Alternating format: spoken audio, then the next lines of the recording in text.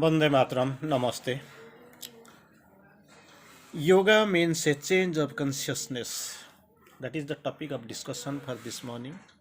It is the great day, Mahasamadhi day.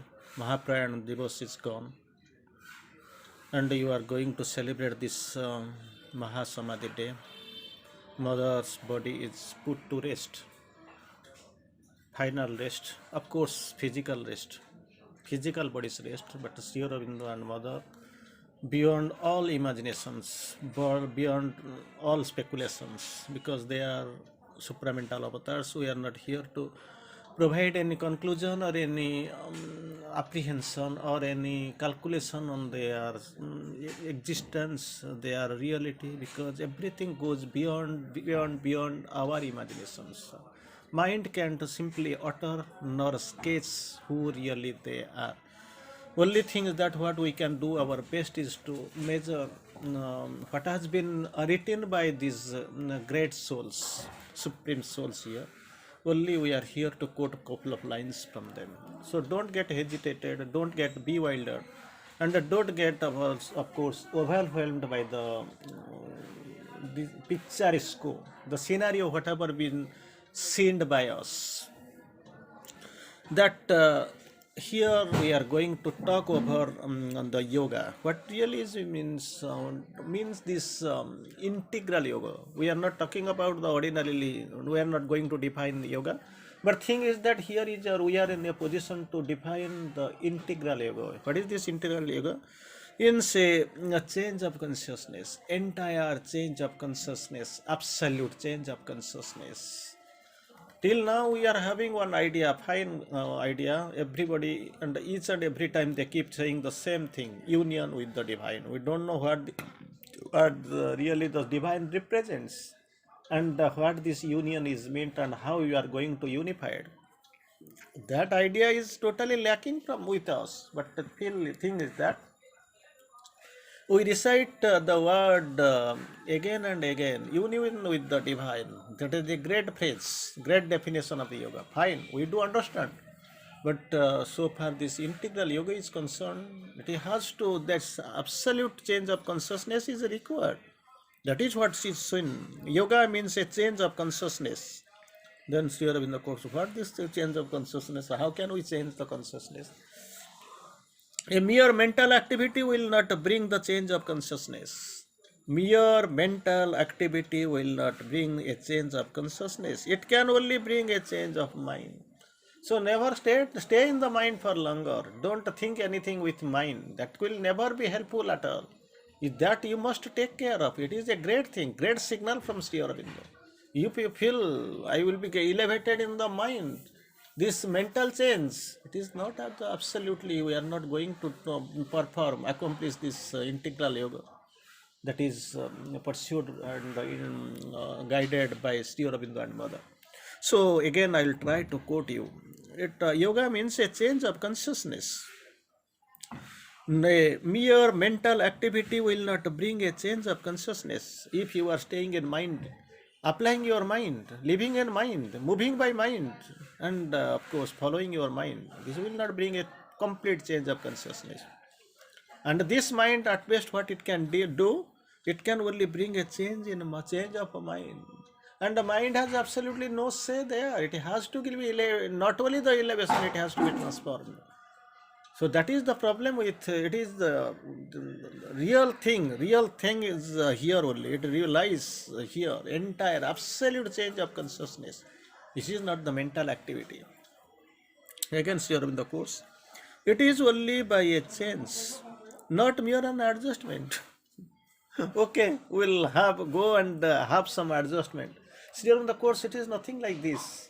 Don't try to make any patch. This fabrication is not like this. So what we have to do? It is only by a change, not mere adjustment. Only by a change of man's present matter that can be developed, and such a change is not possible except yoga. That is what they require. Without yoga, it can't be done. That change can never arrive. Only if you want to get the change, the supramental change is a thing decreed and inevitable. Its upward ascent is not ended. Mind is not this last summit. It can't understand. It can't even calculate. It can't reach beyond the reachability of everything. It can never reach. That is what. So, man's present it is not a mere adjustment of man's present matter that it can be developed, and such change is not possible except yoga. You have to do yoga. Yoga means not that simply people are working, I am working, people are sitting, I am sitting, they are meditating and I am sitting, even closing the door I know, even though I don't know what really meditation is. It does not. And I am doing the yoga. How you are going to do yoga, and what yoga you are doing? Because you know so many types of diseases are there. Doctor has to advised us to do some exercise so that it can be cured or you can get some recovery. That is what. But it is not the same thing. This is not called yoga. You are doing some asana, some pranayam and all, anulam bilam patal bhati and all. But it is not the complete advisable device to perform again and again. But one thing you must know, yoga and yoga and yoga. Again and again you keep listening the same term yoga. So you are in the course. Without yoga nothing can be done. Why? How? The world steer in the course beautifully. One must, yoga must be revealed to the mankind. It is revealed means it is in the concealed state, hidden state. Nobody knows. Yoga must be revealed to the mankind, because without it, mankind cannot take the next step in the human evolution. That evolution is on the way. It is just very slow process. It is on the way. It is going up, but very slowly. If, if and only if the process of yoga is revealed before the mankind, then this process will be faster and faster and faster. You will move on. So, yoga must be revealed to mankind, because without it, without this revelation, a revelation of the yoga, really this mankind can't take the next step in the human evolution. Very difficult. Even if you have started, same way, same method, same thing you will be continuing, and in one class you will be reading around 25 years. Standard 3, you are reading, but your age will be coming around 23. That is what will be happening, and you will be so happy that I am coming, something is going on. A for apple, B for bag, C for cat. That's what I am doing. Do, no problem. But the thing is that it is a human evolution. You have to go, you have to step ahead, you have to move ahead. That is what the requirement. So you are in the course here. Yoga must be progressive. Must be a progressive yoga. That is what. Initially something somebody had done.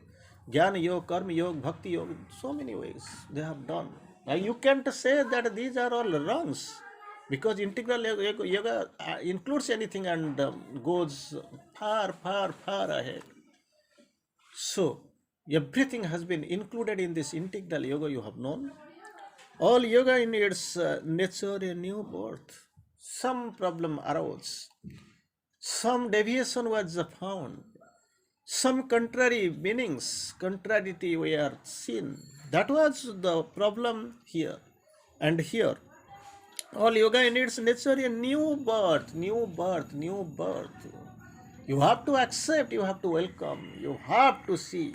By its nature, it is a new birth, no doubt of it. That is what you must see in your own vision. Again, the path of yoga we are pursuing. You will find so many things, not so easy one as you are expecting. You have come in the involution here. That has been, everything has been distorted, perverted. They have acquired their contrariety. It's quite okay. But thing is that when you are, that was involution, and you are in the right process of evolution, going up, there yourself you were moving down. Don't know.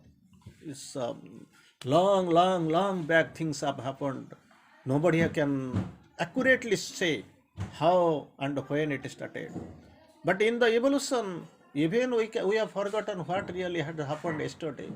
How much I have proceeded in the previous life, that is a $1 billion question. We can't at all understand, even recall that one. That is the problem with us. So, When you are in yoga, you know you have to do yoga, not the mental, which is change of consciousness, you have to do yoga. Mere mental change will not be that much helpful. It is not that like this. Nothing is possible without yoga. That also you have to know.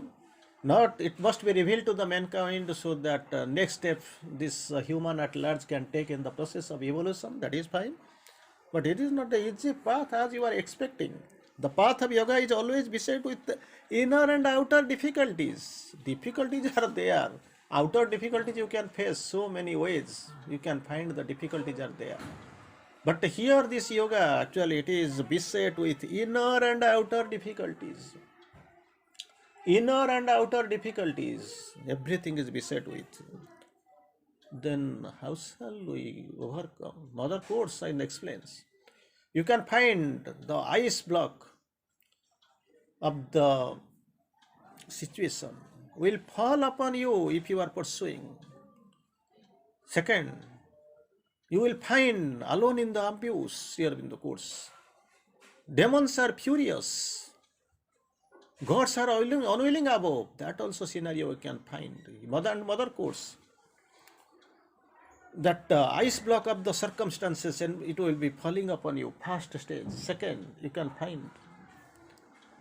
It may so happen you may be simply driven away from the home. That is what you will be facing. And the dearest and the most trusted friend, he will come as an enemy or a foe like you. He will be your worst critic. Then also you will be finding because you are pursuing the integral yogic process. Not one easy one. That's what you are expecting really. Things are not as per your assumption or your calculation. Then somebody can ask how this yoga is different from old yogas. So many ways. Till now, this yogic path is there, and you are also in path. Maybe old wine, new bottle. You will be thinking somewhere like this, but Sri Aurobindo clarifies: no. It is totally different. Not a retreading of a old wax, not the retreading of the old literal wax. The old faculties of yogas, whatever and however and wherever, how long they have gone, it is not nothing like a retreading, but a spiritual adventure. This is the spirituality. This is what the significance and beauty of Sri Aurobindo's integral yoga. It is a spiritual adventure. Have you heard this word? Have you heard this phrase? It is a spiritual adventure. A growth into divine consciousness is the whole meaning of our yoga, Sri Aurobindo course. Our yoga. That is what the beauty and basic difference between the rest and Sri Aurobindo. A growth into a divine consciousness is the whole meaning of our yoga. Growth into a divine consciousness. Initially, we started the definition with change of consciousness. Change of consciousness means what? Something was there, it has been changed to something else, not like this. Where? We will rend so far this change is concerned. How this change will go? Where it will reach? How long it will come? How can you define the change? Where is the end? Can you please say me? Sure, in the course. A growth into the divine consciousness. Growth into the divine consciousness from where really you have originated. That is what you have to reach. You have to growth into the divine consciousness is the whole meaning of our yoga. Sri Aurobindo does not quote about the old faculties. Where they have gone, where they have reached, that is not our headache. Growth into the divine consciousness is the whole meaning of our yoga. And finally, we are going to try. What is the object? With what object really we are moving? That's what we want to know. At least I must know, because I don't know where really I am going. So everybody is going. We have opened some study circle and all. We are here, and I want to know how it is differentiated from the old faculties. The object of our yoga, again our yoga, is self-perfection. Self-perfection, not self-annulment. Very interesting. Bright example. Bright message. It is a glorious definition defined by Sri Aurobindo. The object of our yoga is self purification, not self annulment. And we must be ready for that change, and the change is a must, bound to come. Entire and absolute change of consciousness, that is integral yoga. Dhanyavad. Thanks.